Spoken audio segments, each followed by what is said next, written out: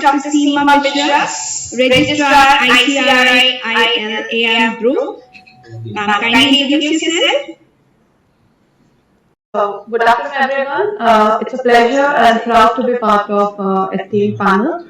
I am Seema Mishra, statistician by profession and a social entrepreneur and activist by passion.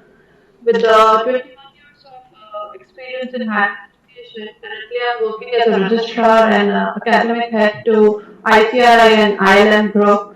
We are having our operations and affiliations with across the country with around 15 top universities of the India. And I'm also working as a chief mentor for NU Education Private Limited. It's a chain of preschool which has recently come up with a curriculum in the light, which is developing its curriculum in the light of the National Education Policy for Elementary Education. And the pedagogy is based on play-based activity and literacy and numeracy of high.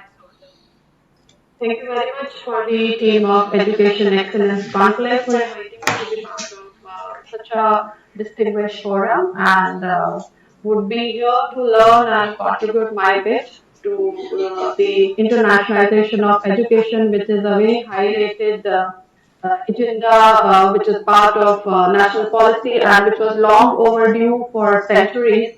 So, looking forward for today's discussion. Thank you very much.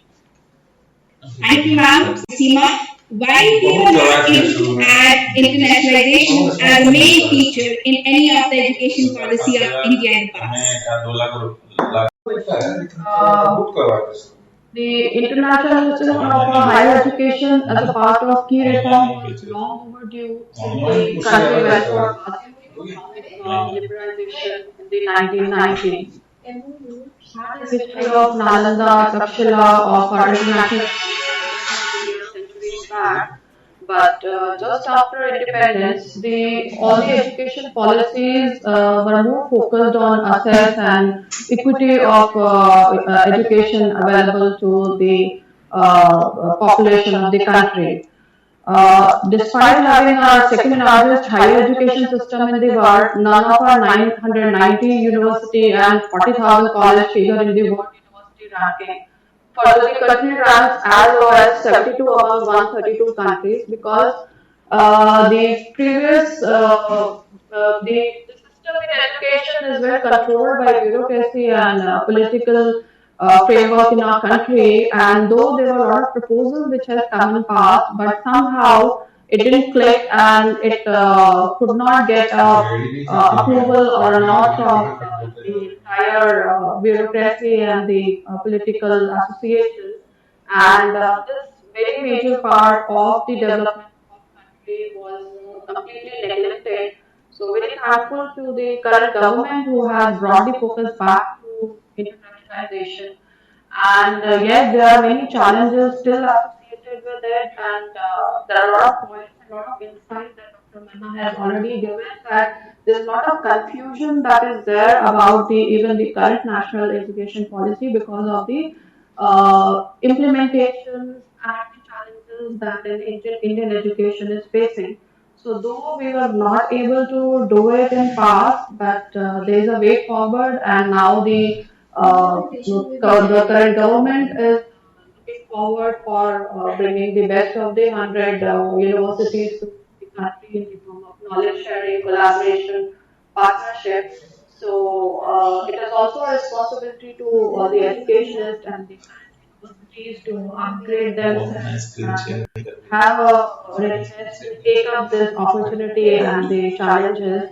And yes, that readiness is very important. Even in the current system, there are a lot of reservations, there are a lot of constraints that the institutions are facing in terms of resources, in terms of infra, in terms of funding.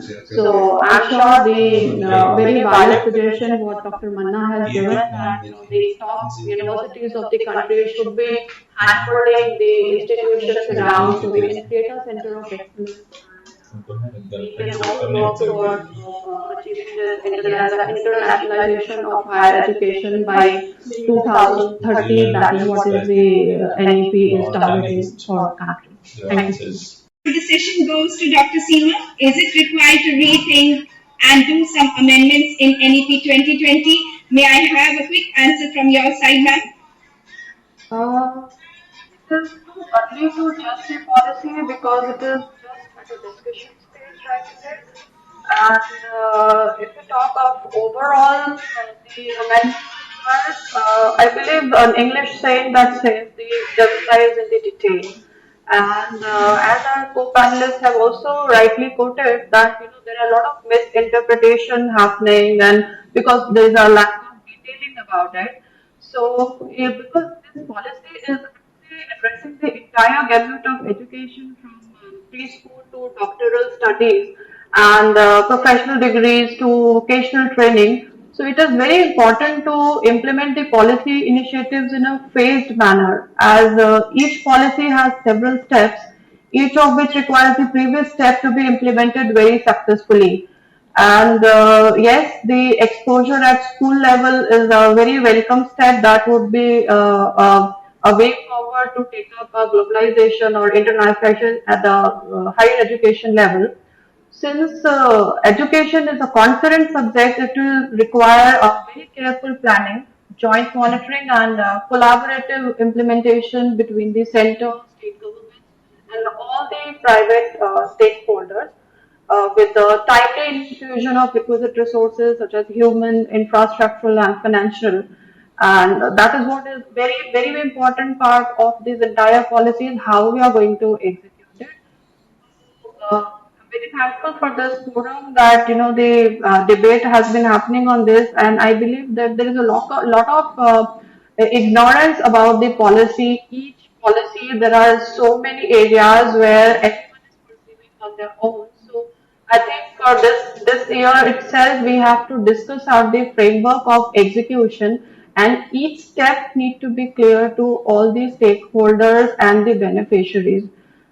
Currently, the policy is really ambitious and very complex documented, and though it has been the objective of the policy is to bring a flexibility, mobility, and skill-based education with a lot of focus on Atmanirbhar Bharat and local for local.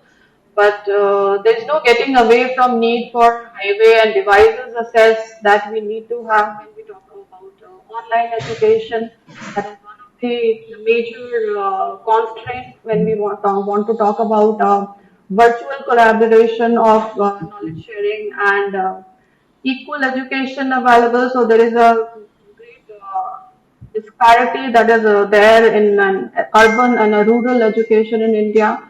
So bridging all those gaps are the challenges, I believe, and it is and the NEP is a one step forward from like in the freedom in education. So much of including of the concepts and synchronization of learning of various processes.